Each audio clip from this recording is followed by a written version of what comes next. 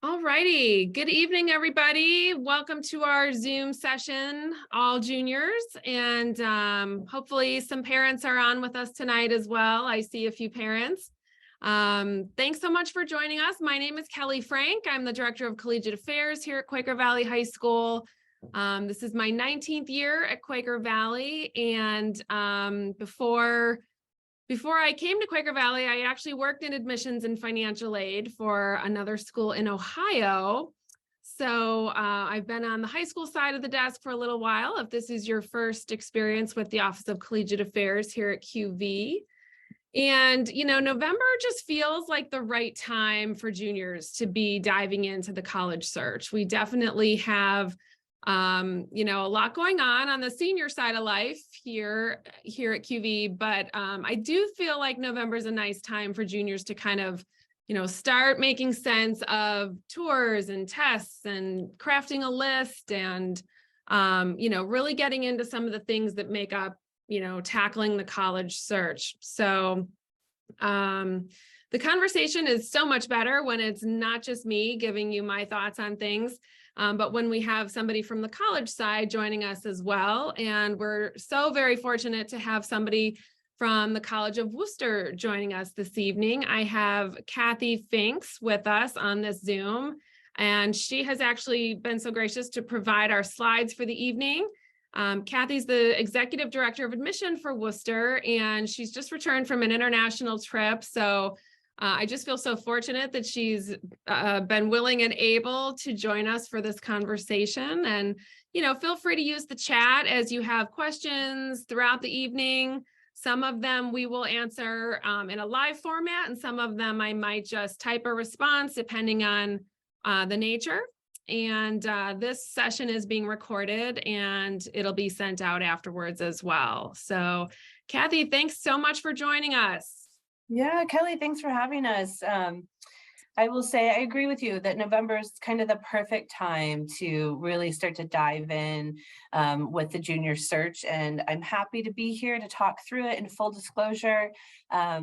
As Kelly kind of gave her background, I've also been working in admissions for over 20 years. If you would have told me 20 years ago, I would still be doing this. I don't know if I would have believed you, but I got to the college side and just fell in love with the culture and the people and the kind of work that we do. Also, in full disclosure, I have a current senior going through the process. So as a parent talking to other parents, but also students, I'm right there with you. I understand the complexity and the stress. And so I'm happy to kind of give advice, both from the higher ed side, but also from kind of just the human perspective of going through it and maybe some tips and tricks I've learned along the way. I very much in my professional career have been about finding a student-centered approach. I think it's really important and for students to be able to look inward and really reflect on who they are as students. And that is going to make your search so much more enjoyable. I know it can be an incredibly stressful time. And some people talk about the search as just that, just stress and deadlines, but it really doesn't have to be. And so hopefully as you're starting it early, starting in November of your junior year, you can see how you can really make it about you, the learner, the student, the athlete, the theater, the choir person, what you want out of a college. And then as you're narrowing down your list, you'll see that some things really start to fall in place and sometimes it will surprise you. So hopefully that's where we can start today. And like Kelly said, put questions in the chat. You're also welcome at some point to chime in and we can have that discussion. Kelly and I are really going to try and banter back and forth. So hopefully this just isn't the admissions show, but we'll get started. Does that sound okay? Sounds great. Thank you so much. You're welcome. Sorry, I'm also fighting a little bit of a cold, so I might have to clear my throat from time to time. All right, so starting the college search. I know that you already know this. We talk about this a lot. I know that your teachers, Ms. Frank is talking about this as well, but when you're starting a college search, you have to still stay focused on your academic success. The junior year is by far the most critical year that we're looking at. We don't always have access to your senior grades, depending on what cycle of the admissions or what type of application you're putting in. And so as you're going through, just be cognizant, like your search is going to take time. It is going to require some extra effort, but you want to stay focused on your academics. A lot of you might be stepping into some harder rigor this year, and really putting that foot forward is going to give you the best baseline on your academic record as you start selecting which colleges to apply for. So I want to start there just to acknowledge that yes, this is important, but keeping your grades in check is really where you need to start your junior year. Um, Also, for some of you, I think there's lots of questions on what activities should I be in? Is there this magic bullet of which activity I should do, what I should not do? And I can tell you across the board, there is not a magic list. And it also is not about quantity over quality. When you get to the point and you're filling out an application, you're going to list all of your activities that you've done. But there's also a part in there where you don't just list, theater or a volunteer service, but there's a part where you put in a couple sentences. Why do I tell you that now? Trying to give you a couple hints along the way, but when you get there and you're actually filling out your application, it's about what have you done, what's made an impact. So in those couple sentences, what colleges are really going to look for is not that you've just been a member of a group, but how have you made an impact? That doesn't mean you're just a named captain or a named president, but you've left an impact. You've been able to mentor a student or tutor someone or change an outcome, whatever it might be. But in terms of broadening your resume list, this is still a chance to do it your junior and senior year. If you can dive into something deeper, you've really liked journalism, great, dive into it more. You've really liked some volunteer experiences, great, dive into that more. Whatever it might be, if there's a chance for you to go a little bit deeper and do a little bit more with that instead of broadening completely, that might work. But if you hadn't had a chance to try many things because of COVID, because of other restrictions, it is not too late to start to widen that opportunity this year, especially your junior year. The other thing is you're getting started. I mean, we're here with Kelly, so connecting with your counselors is incredibly important, letting them know who you are as a student, what your interests are, because as they're writing that letter for you your senior year, as they're starting to shape lists with you, they want to know who you are. And the best way to do that is to talk to your counselor, be able to share information.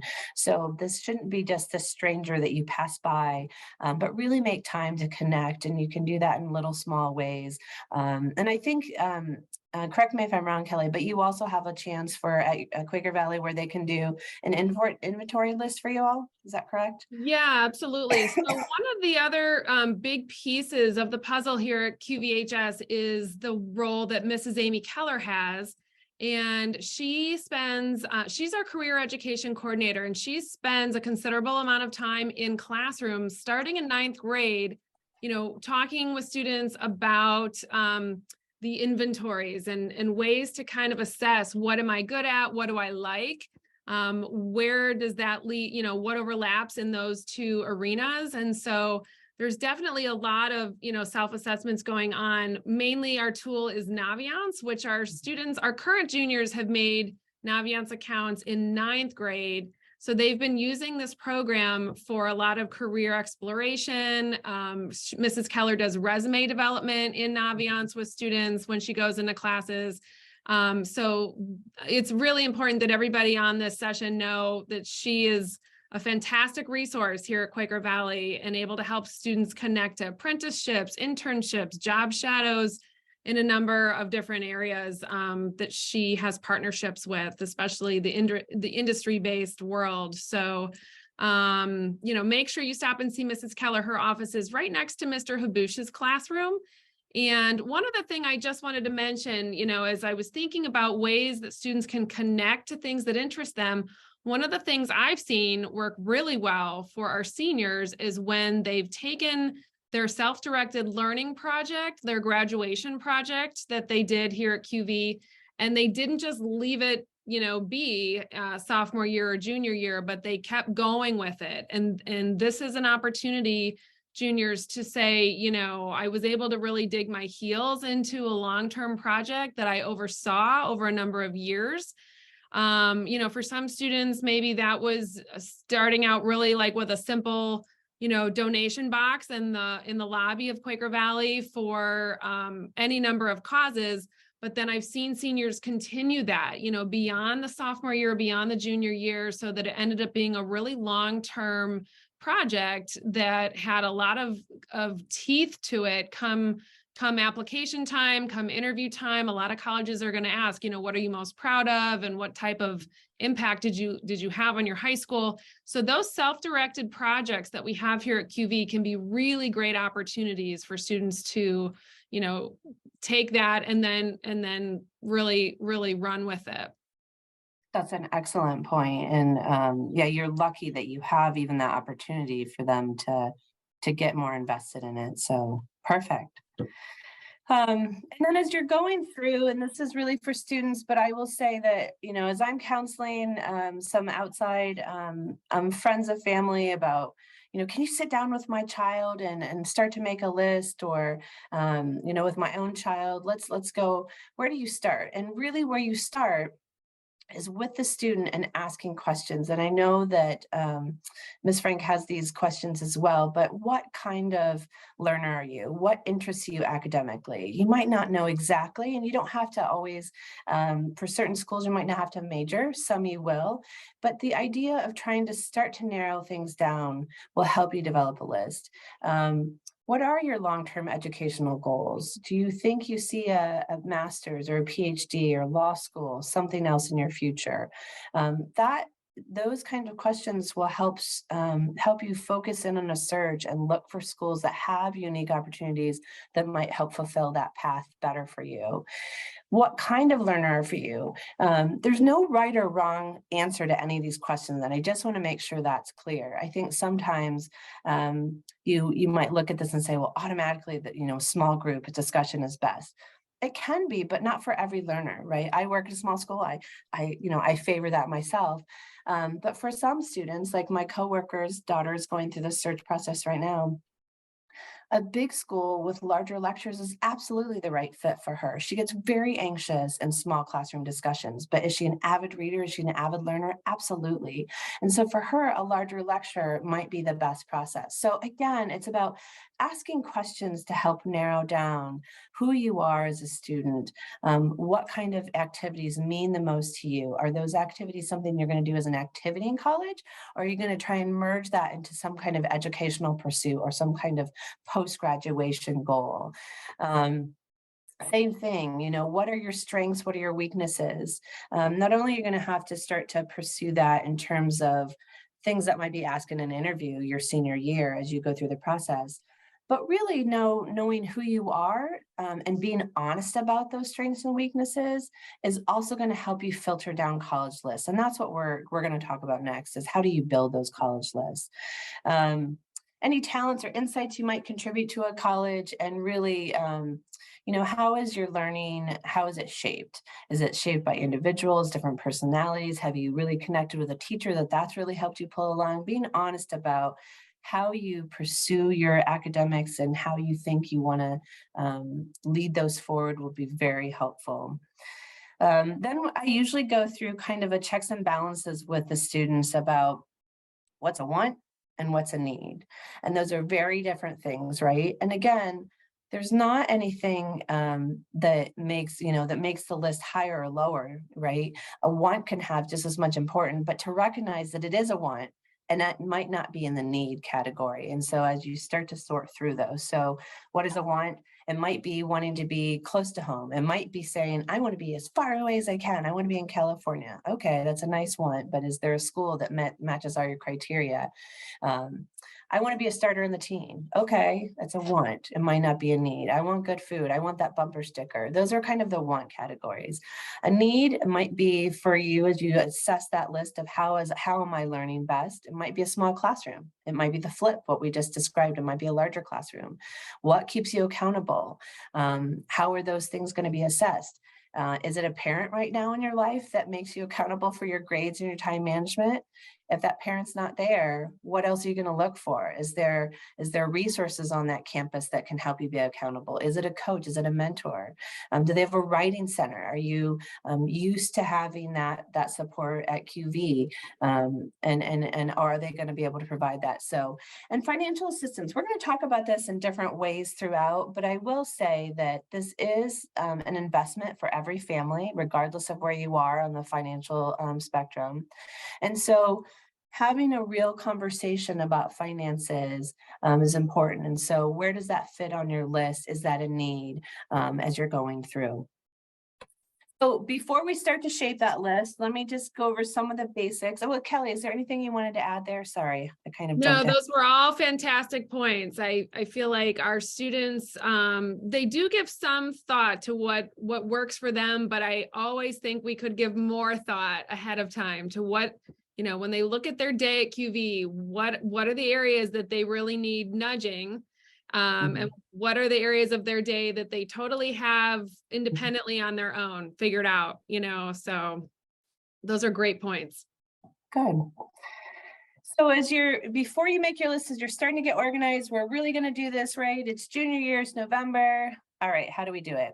I would suggest, I don't care whether it's digital. For my own family, we found that paper calendar actually worked better than digital, but whatever it is for you, it's a matter of getting organized. So we developed a calendar with all of the testing deadlines, when you get closer to senior year, the application deadlines, the scholarship application deadlines, which would be different. You can put visit program dates on calendars, ones that you need to be at. You can put holes in your calendar of for example, if you have an athlete or if you have a theater person or something where calendars, there's just no way in February you can travel or no way in March. When can you put in some of these college visits, like making room, like, hey, we have these weekends that are open. Just even identifying those will help you as you start to then narrow your list and say, you know what? There's 3 schools over here that we can visit. What's a weekend we have open? You have it on this kind of master calendar. I skipped one, which is also very important. Having an email address that you can send to colleges to get information, both for parents, but also for students. So one word of caution, and I don't know how this works at Quaker Valley, but some students are apt to use their high school email address. That can work. Some schools have a firewall, as Kelly and I found out today, that's pretty intense. And so sometimes not all emails will go through to a high school account.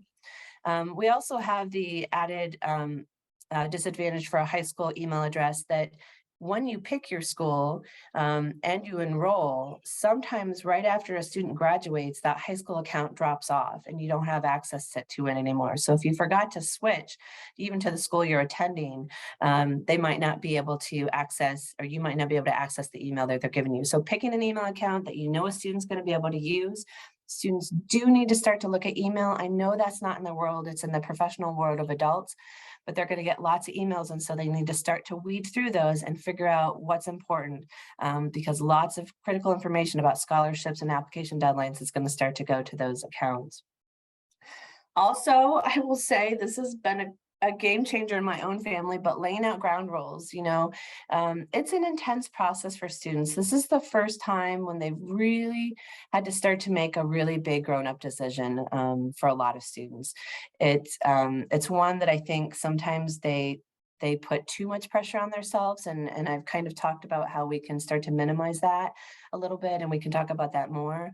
But laying ground rules, it is going to be an intense time for them. They have a lot of other activities going on in high school, so maybe you only talk about this once a week or twice a week, or maybe you say, you know what, we're not going to talk about it every dinner, but we are going to talk about it at key points. And so even just saying to the student, I recognize this is going to be a lot, and there's going to be times as a parent that I'm going to be anxious too, and I'm going to want to talk about it. But having that kind of ground rule laid, I think, can really help minimize some stress for families. And it is like I mentioned here at the bottom, it is going to be work. And so you do want to just start to account for that, to do a real thoughtful search and to be able to go through the list like we're going to talk about next. It is going to take time. You cannot do it all at the end. And so, maybe an hour or two each week is something that you should just kind of have in the back of your head as you start to start this process. So Kelly, anything that we should add from specifically your side? Yeah. So on the QV side, I definitely support having a separate email beyond your Quaker Valley email address that you're using for college apps, scholarships, things like that. Your Quaker Valley email addresses do get deleted on July 1st of the year that you graduate. So for this group, that would be July 1 of 2024. And so, despite our best efforts, we usually do get a couple of panicked emails in August and September when the student has realized the email is gone, their Google account is gone. So I definitely support that. Absolutely try to get in the habit of checking your email every day. That's actually my main method of communication with students, since I don't have kids in class. I don't see students on a regular basis, programmatically. Kids certainly drop by anytime they have questions. My door is usually open. But email is something that I rely heavily on, as do colleges, when they need information. It's something that they get a lot of emails, but the faster students learn to kind of manage which things need attention and which things can be filed for later, the better, for sure. And then I love the idea of, maybe having some set points, in the week, or, at some strategic times during junior year, when you just decide to chat about, like, what would some good compromises be. Sometimes student and parent are not on the same page with what would work for a student's post-secondary education. And I have also had students come in and say, my mom's going for a walk with her best friend, so I know by the end of that walk, we're going to be talking about college, because, my friend might be further along than I am, or not as far along as I am. So, certainly there's some triggers, and it's hard sometimes not to feel like, ooh, am I right where I should be in this process? Because it sometimes feels like, friends are ahead or behind, and everybody's kind of looking around to say, am I where I should be in the process? So regular, communication is just so important, keeping the lines of communication open, and you do get through the tunnel of that process, for sure. I agree. And I think that's a really valid point, that everyone's tunnel, or everyone's path, and maybe that's a better word, is going to be slightly different. And so you might not be on the same pace as your best friend, or your cousin, or your mom's friend that she goes for a walk with. And that might be okay, as long as you're moving forward, as long as you keep plugging along, then you're on a pace that's probably good for you. When you take big chunks of time off, that might be a slight concern, right? And so knowing that you might need to catch up a little bit, but everyone's path will not take the same pace, is a great point, Kelly. So thanks for sharing that. So here up on the screen, you can take a picture. I know this is also being recorded. This is not the end-all list, but this is a great list for you to at least explore, how do I develop my college list? So you actually have excellent resources at your school that help you with this. And so having those conversations with your counselor and looking at who your student is, having them answer questions, all of that is going to be incredibly helpful. So you have an amazing college counseling office that is going to help you do that. Naviance is your big tool that you all use at Quaker Valley, and it's an excellent tool. It's what a lot of schools use. But these are just some other ones. So Big Future, Princeton Review, CapX is another big search engine site. I say this wrong. I say niche, but it's niche. And well, that's how I say niche. So I have a neighbor who works for niche, and that's how she says it. So that's how I say it. But a lot of our students say niche. So I do like that site, because the information on colleges is formatted exactly the same. So obviously I have seen thousands of college websites, and no two colleges tend to group their information the same way. So that's a real time saver for me when I'm quickly looking for an admit rate of a given school or the number of students or the average test scores. I use Niche for those types of things, and I find it extremely helpful. Yeah, and so this is really your world. So is there other recommendations or things you would help point out for students here? So yeah, I mean, I think it's just a good idea to cross-reference, some searches, and I'm certainly happy to meet with students anytime. I usually wait for this particular event to roll around and then invite juniors and their parents to come in and sit down and we can just chat anytime about what your search should look like, what parents are interested in, what students are interested in. I'm happy to make recommendations. I have a lot of students who just sometimes forget, even with all the electronic searches, to think about what they truly want out of a college experience. If you're a student who cares about mountain biking and being in the outdoors and that kind of thing, it's really important that you have some schools on your list that have access to parks and nature and the great outdoors, and a lot of colleges can provide that. So I think, more than anything, more than, one site that's better than another, I think it's actually just more important to really be honest with yourself about what would make you successful while there, and not to forget about things that you really care about.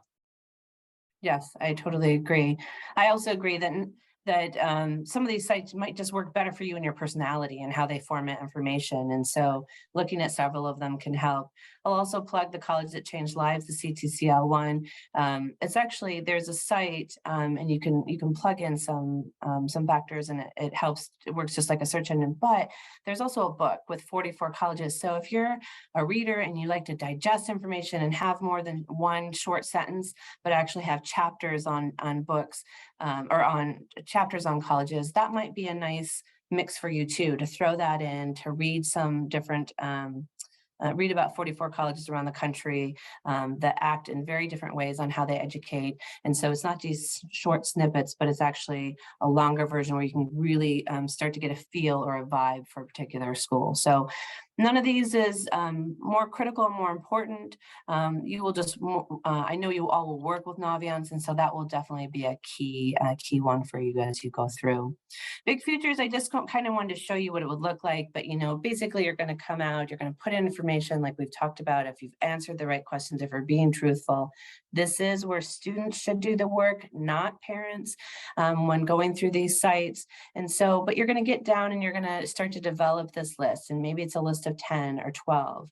And you want to have diversity across the board. And kind of as Kelly just alluded to, some that are going to have some wants on there, some that are going to have some needs on there, some that are going to have both, some that might be a better financial fit, at least initially, than some others, some that might be a little bit more selective, but you have some that are going to be more in terms of where you are with your grades and your rigors and perhaps your test scores, which we'll talk about.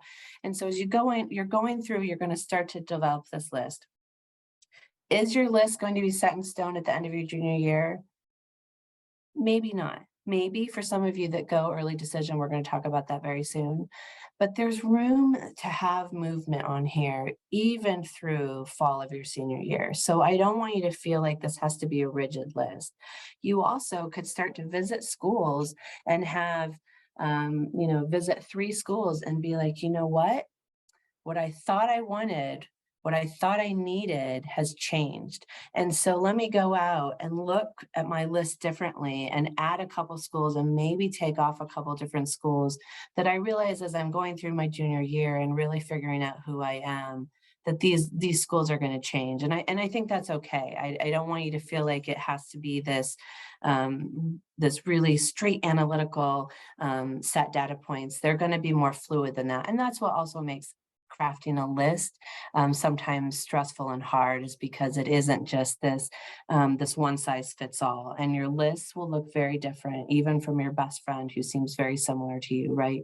Your list can be very different, and that's good. That's actually not a bad thing. It's actually a good thing. So And then as you're going through, as you're kind of starting that next session, you kind of have some of your lists.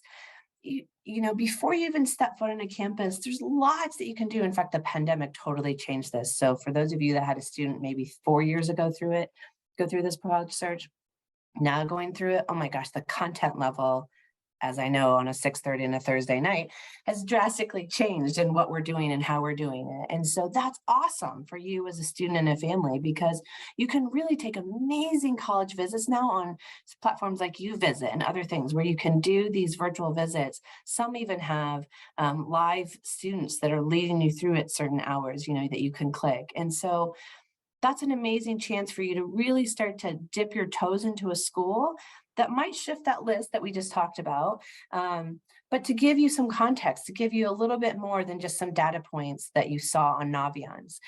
There's also things like Zemi. I don't know if your students use Zemi, do they? A few, yeah. It seems to be something where a student does a video of themselves, right, and they can upload it through Zemi. Mm-hmm. Um, there's also information sessions that schools are offering, special panels where they're very student-led discussions, master classes. We just offered one the other night where students can go and sit in on a classroom virtually with a faculty member. You can do team and coach information sessions. You can do individual interviews. You can do informal chats. My daughter just did an informal chat with a student at one of her schools, which was great. And then there's all types of YouTube and Instagram and TikTok content, if you whatever you want to believe on those sites. But it is a nice chance to just help you get certain vibes, certain pieces, and all of those are going to start to come together to help you kind of shape your list and really figure out which schools I'm going to visit, right? Because you can't visit, well, I say you can't. Maybe you shouldn't visit 20 different schools. I think that becomes a lot, right?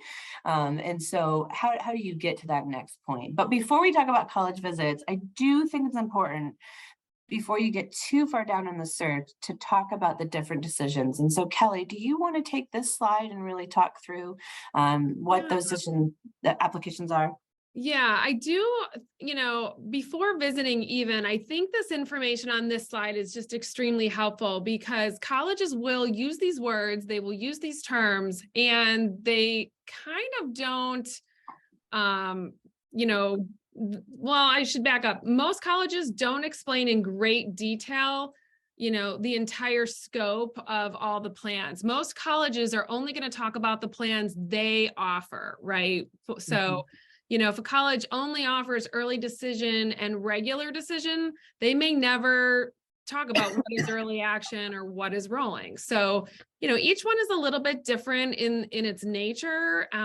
Typically, when I'm going into junior English classes, we will also spend, time discussing this so that when students are out visiting, they're familiar, they kind of understand how this all works. So, at the basic level, you have what I would call rolling admissions. Traditionally, a school like Pitt has operated on rolling admission, where as applications come in, they're reviewed, students get their decisions, and that process continues until space runs out. So obviously, the sooner the student applies, the sooner they hear. And for most of these, as you can see, students have until May 1st of senior year to decide on the school they want to attend.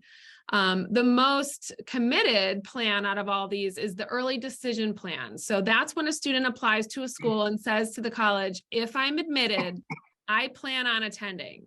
So that's one of the biggest changes that I've seen in the last 5 to 10 years across selective colleges. And not every college offers early decision. So keep in mind, this is not something that's offered at every single college. Most colleges have maybe 2 or 3 of these plans. But more and more colleges that use early decision are reserving more of their freshman class for early decision applicants. Back in the day, it used to be like maybe 5, maybe 6% of their incoming class came in through an early decision plan. Some of the highly selective liberal arts schools in the East are having 40, 45% of their freshman class come in through the early decision applications plans. So, it's something to take seriously. It's usually something I don't recommend unless I know a student has visited the school, sometimes more than once. There's been a discussion within the family about why that school makes sense. Obviously a student can be released from their early decision plan if financial aid is a factor and the college was not able to offer enough financial aid for the student to attend. But that process takes weeks, and we would discuss that, of course. If a student does apply early decision, the student signs an agreement, the parent signs an agreement, and I sign an agreement promising the college that we've all discussed this. Everybody here understands what this means. So it's definitely something that warrants quite a lot of discussion. Most of the time an early action and an early decision deadline are going to be around November 1. So we're on the other side of that right now. We don't have a ton of students at Quaker Valley go the early decision route any year. It's usually somewhere in the ballpark of 10 to 15, somewhere in that range. But with early action, students have a November 1 deadline, and they usually get their decision before the holiday break in December, but they still have till May 1st to decide which school they want to attend. You can apply to as many colleges as you want under early action or rolling or regular, but a student can only have one active early decision application going at a time. So if a student is not admitted to their early decision school, some colleges will move that student into the regular pool.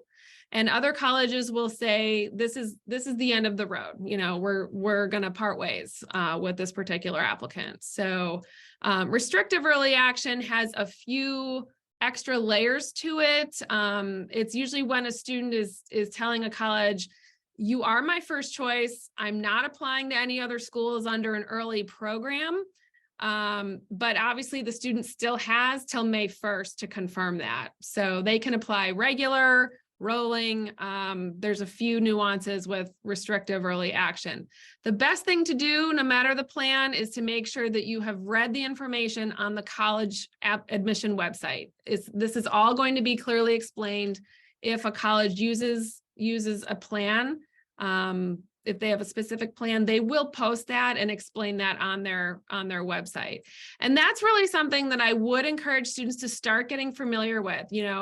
We're very app heavy right now. It seems like, the students that I'm working with, they're really savvy with applications, but websites, not as much. So, it's not too early to start diving into the admission webpage of a given school. Sign up to be on the mailing list of any school that you're interested in so that you're in the first group of students to hear if there's an event that would be applicable to you.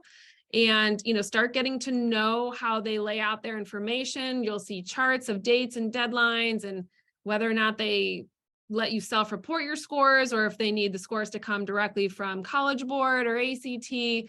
Admission websites are extremely useful and something that I encourage all students to really spend a lot of time on.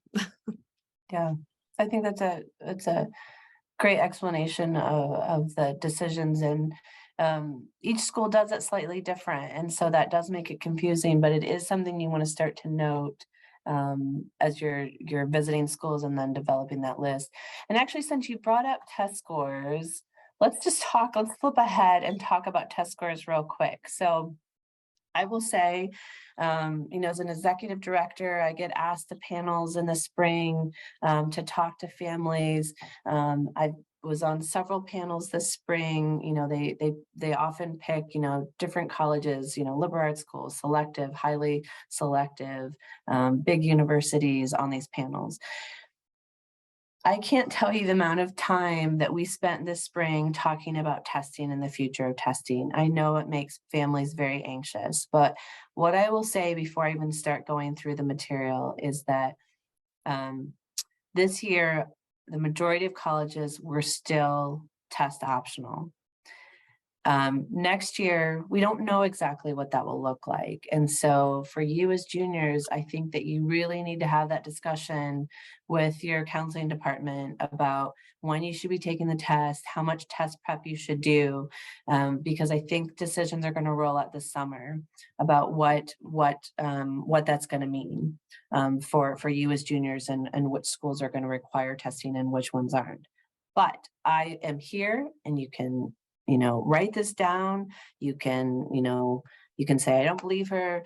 But I'm telling you the truth. When a school tells you that they are test score optional, we really mean we're test score optional. There's not some funny thing we're doing behind the blocks, saying like, oh, they didn't submit test scores, they must not be a good tester. We really are treating it like if they're test optional, we move that to a side. Now, how we do that might be slightly different, and we can talk through that if you have questions. But I will say that when I was on a panel with some very highly selective schools, and we were all test score optional this year, we all meant we were truly, truly test score optional. If a student decided not to submit their test scores, we did not use that as a negative in any way for that student. And so I just want you to hear that, because I know there's lots of rumors out there about what that means and how that looks.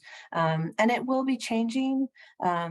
And so I know that's going to be a wrinkle that perhaps you'll need to kind of encounter, but there's all different formats. And so there's text flexible, which means they might have different types of tests, or they might use it for some scholarships, but not for admissibility.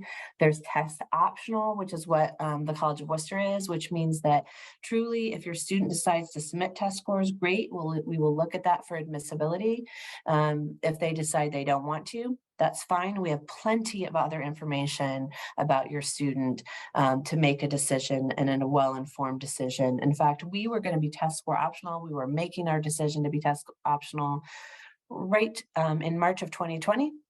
The pandemic hit. It was a moot point at that point, but we had done a lot of testing. I've actually done presentations at conferences on what we were seeing in terms of enrollment and retention, and the lack of correlation between test scores at our particular school.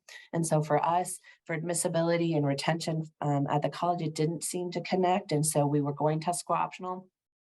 We've also made the decision that we don't use it in any fashion, your tests for merit scholarships. So that's another piece of the puzzle that you can start to ask at different schools. Okay, your test optional for admissibility. Do you use it when awarding merit scholarships if the school does award merit scholarships? So there's lots of nuances with test scores. We could probably do a whole session on it, but I just wanted you to kind of hear some of those terms: test flexible, test optional, to be able to start to ask that during your visits when you're researching schools online, and then working with Kelly and the college counseling office to really decide with your schools what's your best form for next year in terms of test prep. Should you be testing? I think everyone should take it once, but should you be testing? How much test prep should you be doing? What do you need to retest in the summer? And those types of questions. So anything you would add on testing? No, thank you so much for your comments. That's definitely something that I think is hard for a lot of students and parents to digest. There's usually a group of students in my office that say, but Mrs. Frank, if I don't send my scores, aren't they going to sit around and speculate why I didn't send them? And I try my best to assure them no one has time for that, first of all. Nope.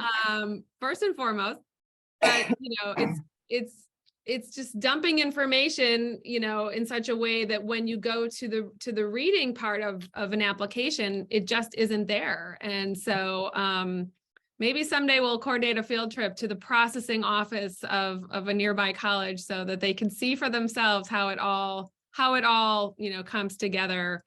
But I do appreciate your candid information on that particular point. And I do recommend that students, sit for the SAT and ACT. I traditionally recommend trying both to see if you happen to prefer one test over another. The ACT has a science section.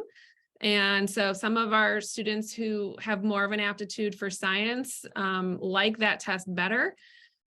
Those scores sit in your ACT and SAT accounts, and they do not appear on the high school transcript. So what that means is in order for a college to see scores, either students have to self-report them on the application, or they would send the official scores from the test center website. So from the College Board website or from the ACT website. And without sending them through those sites, colleges don't have official scores on file. So, I usually recommend trying one of each, see which one is working better for your student, and then retaking the one that is clicking. Agreed. In fact, SAT is making some changes this spring, right? They're going to have not virtual. What am I trying to say? A digital format. Digital Yeah. format, and it's going to be slightly shorter. And so yeah, there's some changes coming to testing in general, which I think it's a good idea to perhaps take both and see if you perform better on either. And then you can decide with your college counseling office which schools you should submit test scores to and which you shouldn't for next year, which will be interesting to see how it all kind of plays out. I do think a lot of schools will remain test score optional, but there are some that are going back to testing. So, all right, so we got sidetracked with testing. Sorry, I just know that that's been a really hot topic for parents, especially, but also for students. And so as we talked about starting to narrow down that list, what qualities are important to you, really thinking about who you are as a learner, as a person, how you want to be involved on campus. And then you're like, okay, we have this free weekend. Let's visit a couple schools, or let's visit a school. How do we do that? Just a couple things to keep in mind when you're visiting schools. You really have to schedule in advance. I know this from my own fault. I knew this. I talk about this. And then I went to schedule a school. I figured out what weekend we had 2 weeks before. And guess what? That particular school is already full. I knew this, like as a parent, but I didn't put it together, right? I knew this as a higher educational professional, but I didn't put my own life together. So it is really important to schedule in advance, to think about your schedule. It's also important to not just show up to a school. Most, even if it's not a small school, most have certain number of spots because we have limited tour guides and we don't always just have somebody that's available. And so scheduling things in advance really does help. Also just cancel, if you're going to cancel a visit, please do cancel, please don't show up. We do record no shows in the system. And if it's a school that looks at demonstrated interest, you don't want to be that family that just didn't show up to a visit. You can cancel and that's fine, but a no show gets recorded differently. But anyway, so when you're reviewing what a school offers, look to see what they do. Do they do an information session? Do they do interviews? Do they allow interviews for juniors, maybe second semester? Maybe they do interviews at any point. What is an interview at that particular school? This is where your college counseling office can be really helpful. Most schools that offer individual interviews, they are not stress points. You don't need to walk into that school knowing a ton about that school, or why it's your favorite school, or why do I want to be at Bucknell or at Worcester. Those aren't the type of questions we're going to ask. We're going to ask about you, what you're involved with, who you are, what do you like, who's been your favorite professor, what's been your favorite project you've worked on. Those are the kind of questions we're going to ask in an interview. And it's just really for us to be able to get to know you a little bit deeper, to help you through the college search, but also for you to ask questions in the interview as well. Some don't offer interviews, or they don't offer them until senior year, and that's okay. So you might be at an information session. Does your school allow you to do a lunch with students as COVID's opening back up, or those restrictions are loosening? That's happening at a lot more campuses. Maybe you want to take advantage of that, and then you have to build that into your timetable, especially if you're trying to see 2 schools in a day. Do you want to attend class? Do they allow juniors to go? Do you only get to attend class if it's during a big visit open house? So checking those things before you even schedule a visit, what do they offer? How do they offer it? Is all really important. I also think that doing some things off the grid, right? Visiting the downtown that's in that local area, finding a fun restaurant, whether you find it on Yelp or find it from the college website, they usually have here's local things you should do. Whatever it might be, just spending some time in the area where that school is, I think can also be really important. It also helps de-stress. The visits tend to be pretty intense. You're, sometimes anxious or trying to soak it all in. And so it's just nice to maybe have a quick meal in that town, or go out for ice cream, or if you're a thrifter, to go thrifting in that town, whatever it might be, just to get another energy for the the town where that school is in. And then the other thing, and I know that you all know this, but documenting the experience, whether that's taking pictures, whether it's taking notes on your phone, whether it's taking notes that you keep in a notebook, whatever it is.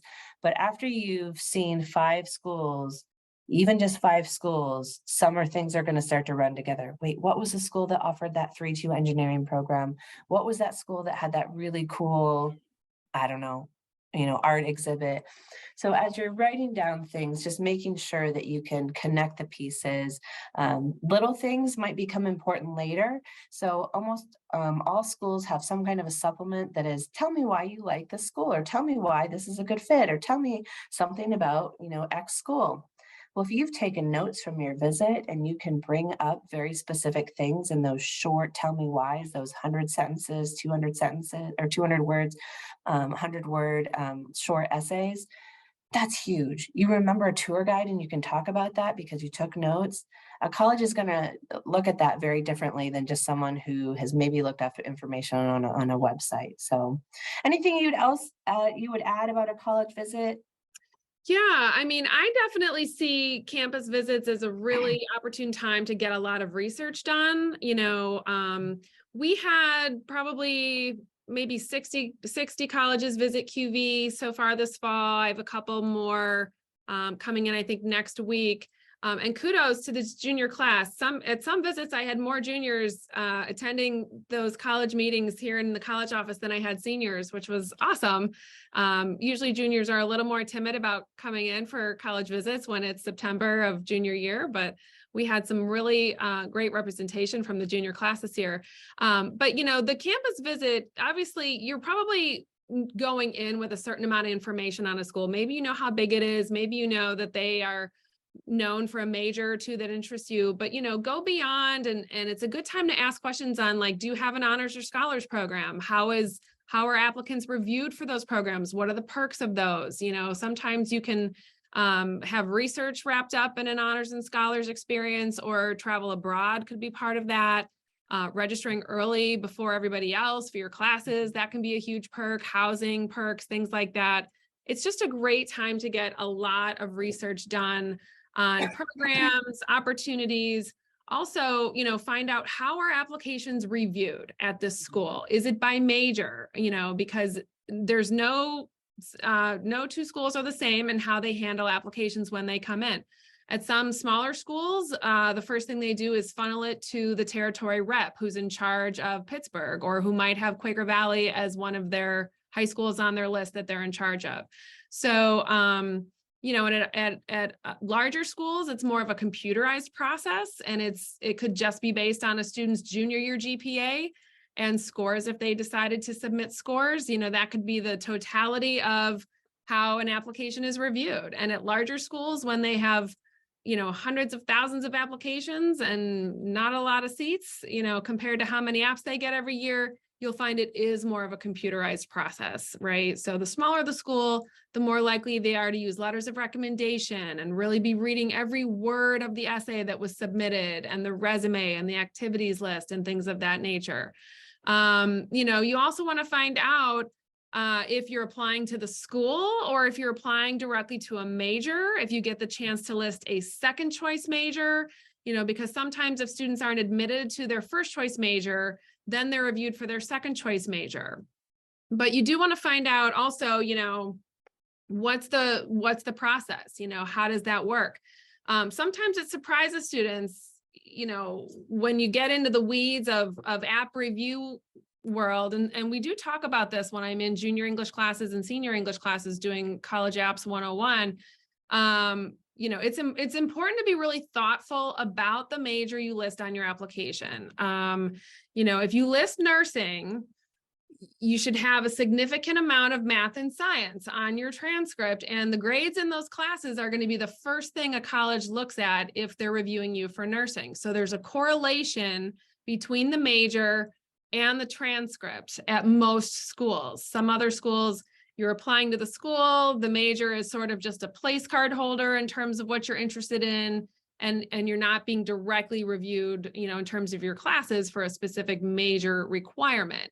Engineering majors tend to bleed heavy into the math science world. Computer science tends to be very math and science heavy.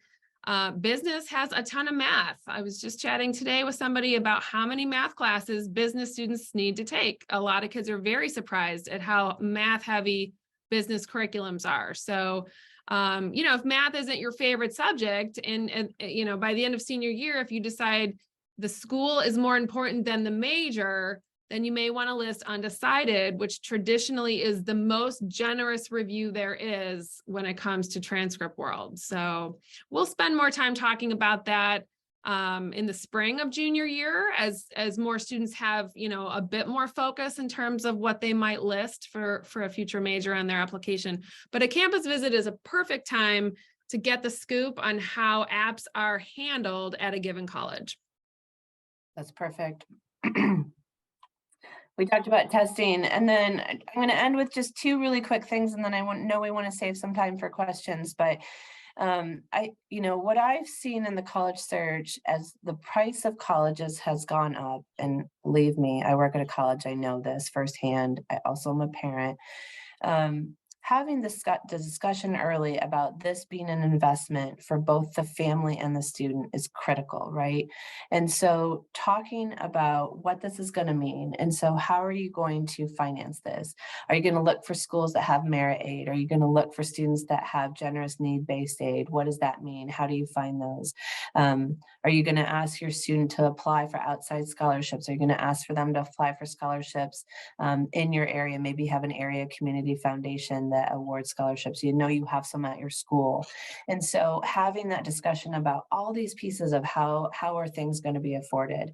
When you're on those college campuses, again, you're doing a lot of homework, like Kelly just said. And one of the things that you can start to ask about is how do they award merit aid? Do they offer merit aid? What does merit aid mean? Merit aid is something that schools use to award scholarships regardless of financial need. So they might look at an application, decide admissibility, decide a merit scholarship, independent of where the family falls on a financial aid spectrum. And then financial aid kind of comes in and supplements it, right? So are there outside applications within a school that you have to apply for that merit aid? Is it part of the application process? Having all of that information is going to take some time to put together, but it can be critically important. The other piece that I think sometimes is overlooked is that when you're at schools, you can dig into how do they help finance internship opportunities. For example, at Worcester, we have a thing called Apex Fellowship where we help students find, if they're underfunded, to be able to get funds for their internship, or non-funded internships to get funding for that. Are they going to have that opportunity? For some families, that might be important because that's a way that they're going to finance their 4 years of education. And so having those discussions about those kind of underlying abilities for colleges to help their students retain at college financially can be really important. And that isn't something that you have to know all at once, right? But knowing that these are questions that you should start to ask as you go through the process. And again, I don't think as a family you have to disclose all of your finances to a student, but I do think it's important for you to have that discussion that how are finances going to be relevant for you and your college search, and what is that going to look like? I will also, just being at a school that has a very expensive price sticker, I will just share with you that do not exclude a school immediately based on just a price tag. Most schools, highly selective or selective schools that tend to have those higher price tags, the liberal arts schools, we also have huge endowments, and we use it to have diversified classes in many different ways, but also socioeconomically diverse classes. It doesn't do us any good to have small classes with all students from the same background, right?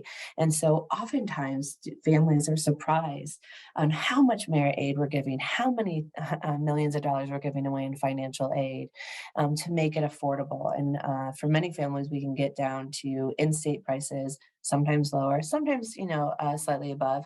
It does change, it does vary, but I don't want you to roll out a school automatically for just a price sticker without investigating it a little bit more to understand what that's going to mean for your family. There's lots of ways that you can do early reads at schools for some schools.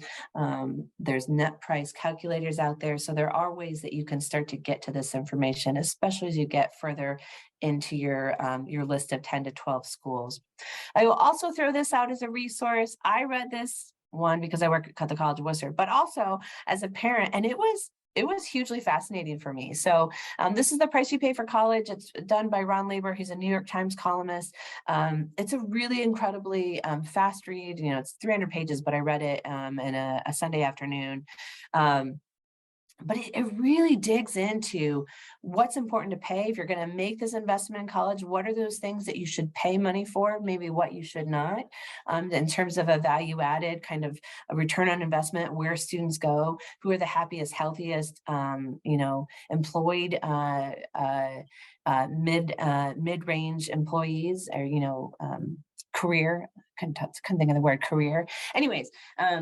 Yes, the College of Worcester is in it, and so that's why we love it. But it really is a fascinating read, I think, for junior families as you're starting to put the pieces together of this investment and what it's going to be. It goes into loan, debt ratios, all kinds of information. So it is an incredibly helpful book. If you haven't read it, I would recommend picking it up on Amazon. So, anyways.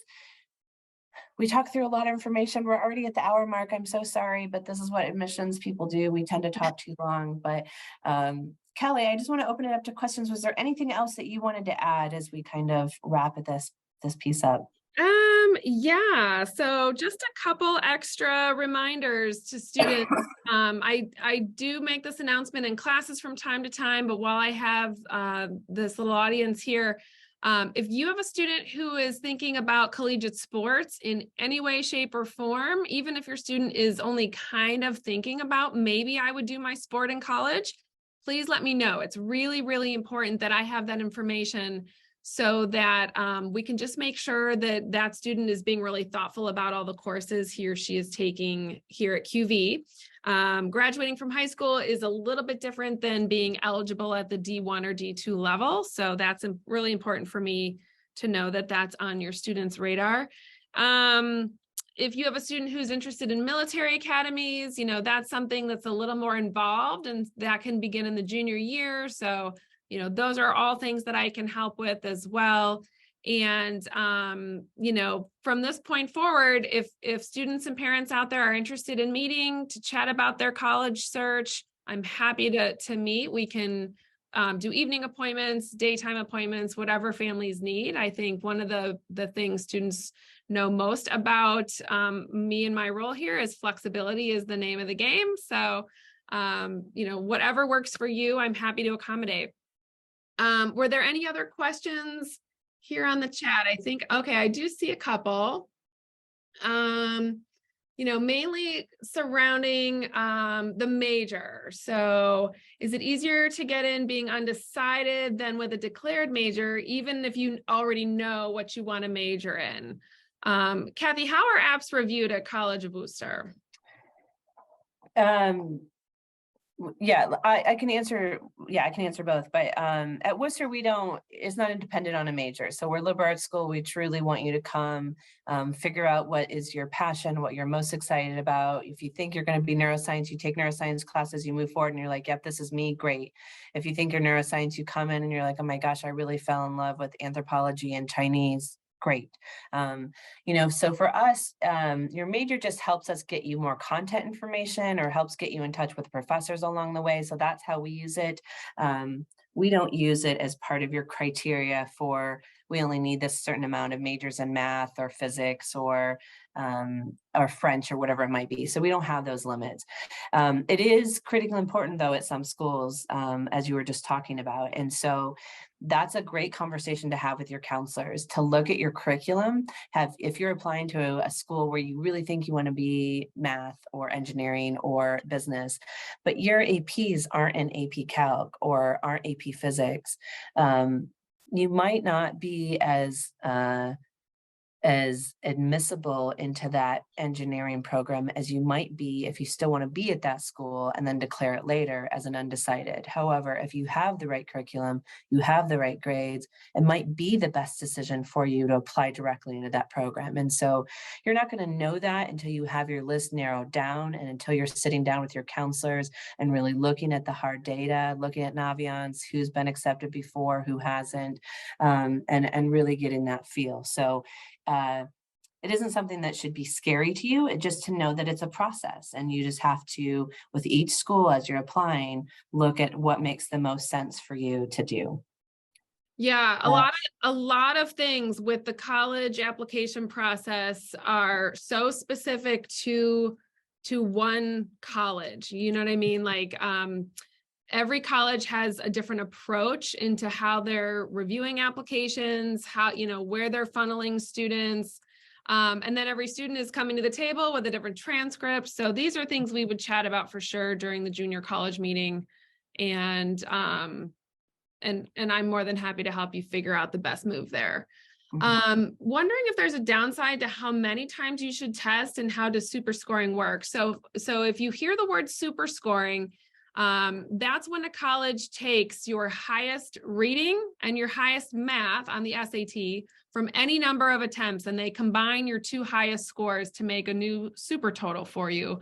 On the ACT, they would take your highest English, reading, math, and science and make a new highest total for you. So some colleges don't super score. Instead, if a college does not super score, they're only looking at your highest test from one single sitting, your highest total from one single sitting. I think that's the best way to describe super scoring. You know, a lot of students take it twice, and some students even take it 3 times. Most of the data I've seen says after 3 times, scores tend to level off, and it kind of is what it is. I rarely have seen scores spike after 3 attempts at the SAT or ACT. Does that jive with what you've seen, Kathy? That's exactly what I would say. The only other thing I would add is that we do see that test prep for right or wrong does influence your score. It almost always helps with your scoring. So you know, if you take a test, a student takes a test, they haven't had much test prep, and they want to take it again, I definitely would recommend doing some test prep. It just does improve your scores. Does it dramatically? No, but it does improve it. You also improve a little bit typically after you've taken the test, because you know what to expect. It is pretty intense. It is pretty long. And so going in that second time, and when you have 2 tests, a lot of schools do super score, as we just talked about. And so you can kind of pick and choose from those scores and really put your best foot forward. So College Board, which owns the SAT, offers free practice tests on their website.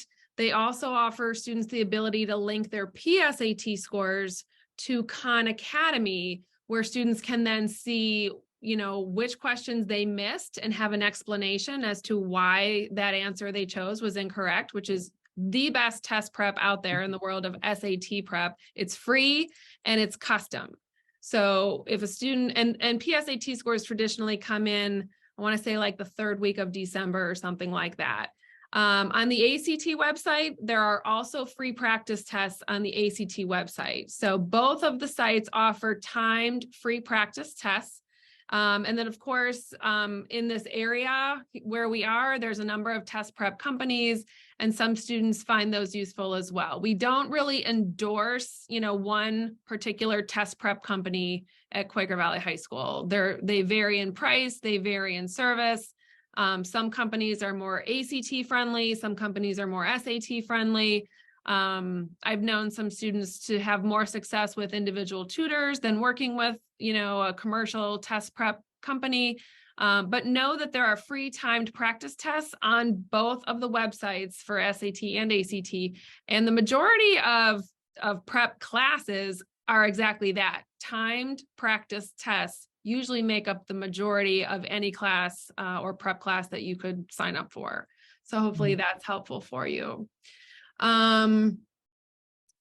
So deciding to submit test scores or not submit test scores, what are some positives? You might find a school say, if you want to be considered for scholarships, you do need to submit the scores. So that's a question to ask each individual college that you plan to apply to. You know, what are the pros at your school of submitting tests or not? If a school is straight up test optional, they usually have no negative to submitting those scores, or I should say holding back those scores. There's usually absolutely nothing that could come back to, you know, be a negative if Yeah, a school is straight up test optional. yeah, the other thing you can look for on Naviance or on the school's website is kind of what's their average test score for the last couple of years, or maybe even before the pandemic, and to get an idea if your test score falls within that mid 50%, or you're on the higher end of that mid 50%, then it might be to your advantage to submit your test scores. If your test scores aren't in that range, it doesn't mean you're not admissible, but maybe you don't submit your test scores. So again, it's going to be a very individualized approach for each school, and that's something that your college counseling can definitely help with when you get to that point. Absolutely. All right. Well, I don't see any other questions in the chat. Of course, I'm always available if anybody has questions. Happy to meet. Kathy, I cannot thank you enough for hosting tonight and chatting with us and sharing your slides and all your valuable information. It's a much better conversation when the college side is here with us. Sure. No, it's always fun to do this. So I know it's really an important decision and can be sometimes very stressful, but I promise you'll have fun with it. You'll laugh. At some point you'll yell at your student, and that's okay. If you're a parent on this call, I've already done it with my own. But it is rewarding to see the pieces coming together and to see the students really shining and really figuring out who they are, and to get to that next step is really exciting. So I hope you have fun with it, and you're always welcome to email me questions. I'm happy to answer anything. So thanks for having me. All right. Have a great night, everybody. Thanks for joining us. Take care.